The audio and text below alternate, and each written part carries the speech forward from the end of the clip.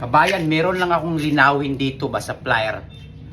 Kasi nga, meron akong nakitang nagbibideo na mali daw yung paggamit na ganito. Yung ito, ipasok dito yung ganyan, mali daw. Kasi daw, pag ipasok mo to, pag ganyan daw ang paghawak, mali daw. Kasi nga, posible daw na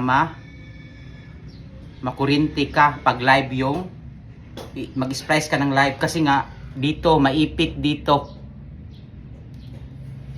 Kabayan, mali yun naturo. Dapat, ganito talaga ang tama. Maipit lang yung kamay ninyo pag local yung plier ninyo at yung maliit yung plier ninyo. Bumili kasi kayo ng 9 inches katulad nito. Tingnan mo. Malayo ang distansya. Kaya nga naiipit yan yung itong daliri na to. Kasi nga, hindi 9 inches yung mga plier niyo, nasa mga 6 inches lang.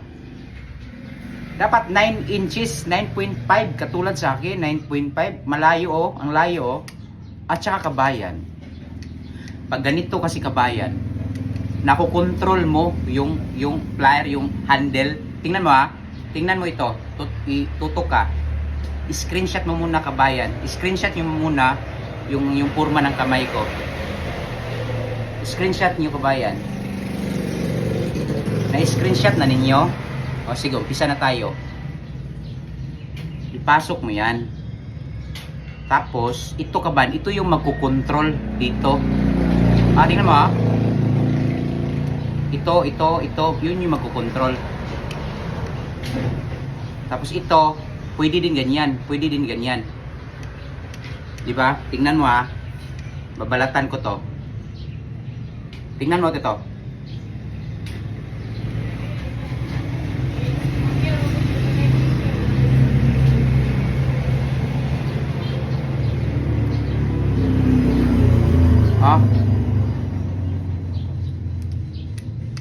Handle yan. So kung live kabayan, kung live to, mag-splice ka ng live. So hindi mo pwede hawakan dito. Mataas kasi ito kabayan, original kasi ito, 20,000 kasi ito yung plier ko. Made in USA kasi yan. Ano kasi yan ito? Klein. So pag live to, magbalat ako, example, tingnan mo. Screenshot. Okay na? Ano?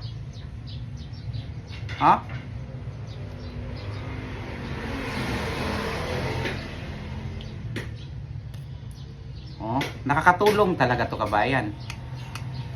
Ganyan dapat.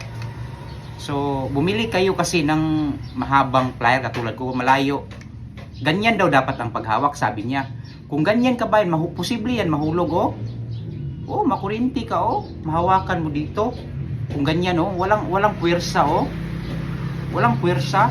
Dapat ganyan talaga. Screenshot nga last. Voice or screen record nyo. Ganyan dapat.